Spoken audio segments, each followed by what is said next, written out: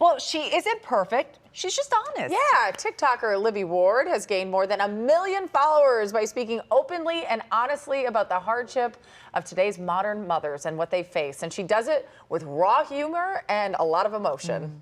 Libby. We need to stop treating all anger from women and moms as if it's a mental health issue.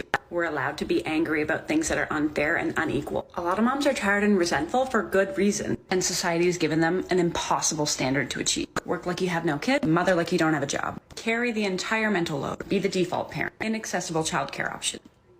Amen.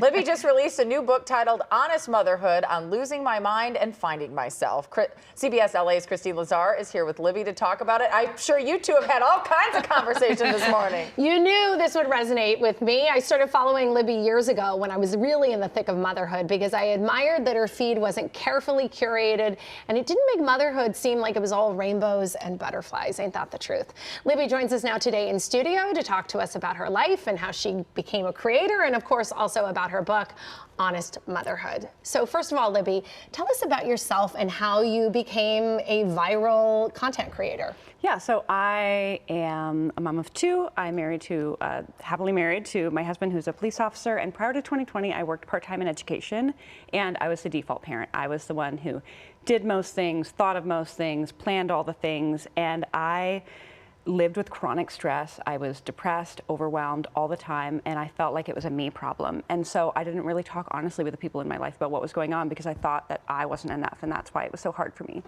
And in 2020, I decided to join TikTok because I thought, well, this seems like an authentic place that I can share stories that nobody will see. And surprise, surprise, a lot of people did end up seeing them. And I realized that not only was I not alone, but that I wasn't the anomaly. I was actually the norm. And there were so many women who were burnt out and overwhelmed. And there was really like an epidemic of burnout in mothers. And I wanted to start making a difference and sharing more stories honestly. And so here we are today. I am like genuinely amazed by like what's happened. And I'm so grateful to be able to talk about the hard things because I know it really helps. Why do you think your content has resonated with so many women? I think it's resonated with so many women because I name the things out loud that so many women feel but don't say because they're afraid. They feel shame, they feel like it's going to mean they're not a good mom or that other people will judge them.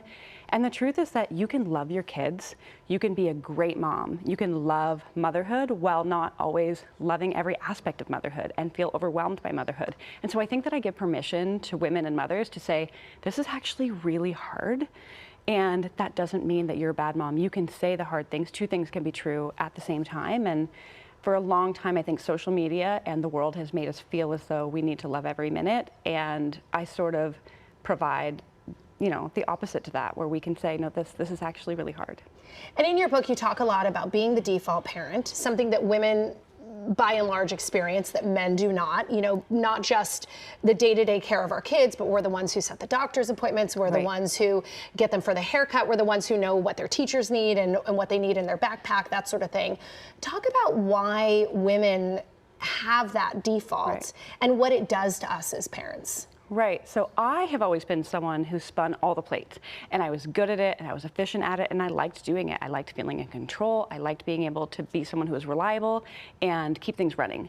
But when I was 2 kids deep and just drowning under the weight of everything I had to do, everything I had to think about, everything I had to think about having to think about, it became far too much. And despite being married to a good man who was a great dad, who loved his children and who was present at home and did things, it still felt like I was just drowning. And it took a lot of conversations, a lot of being honest with one another about what our needs were and what the work actually took in order to find some semblance of balance. And a lot of the women who follow me, they really struggle with this. I think we as women, we have been conditioned to believe that we need to be the ones who are doing all the things, that it's our job, that it's part of being a good mom, that we are more capable, that it comes naturally to us, when really it's like our internal tendency to want to feel in control and to do a good job and be a good mom, and it's these external pressures that are just making us feel like that's our job. And I try in my book and online in my communities to show women that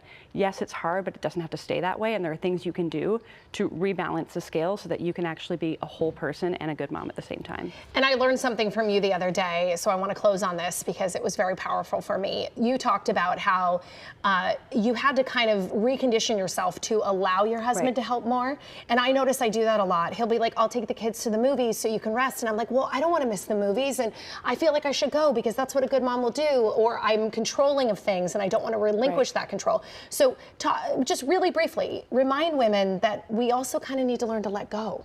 Yeah, we absolutely need to learn to let go. And I have learned in my story that I was playing into that dynamic by needing to be in control, by needing to be a part of everything, by nitpicking how things are done the perfect way. And by letting go of control, it might feel uncomfortable, but that's how you get time for yourself. And that's how you end up being able to meet your needs that you deserve to have met. Yeah, not have so much of that mom rage that we hold on to. Yes. All right, Libby, thank you so much for joining us in studio. And Honest Motherhood, it is available now. Jamie, back to you. Christine, I've been telling you that for years. I'm glad Libby finally got through to you. All right, thank you. I'm trying, Jamie. I know. I'm trying. I see you. All right.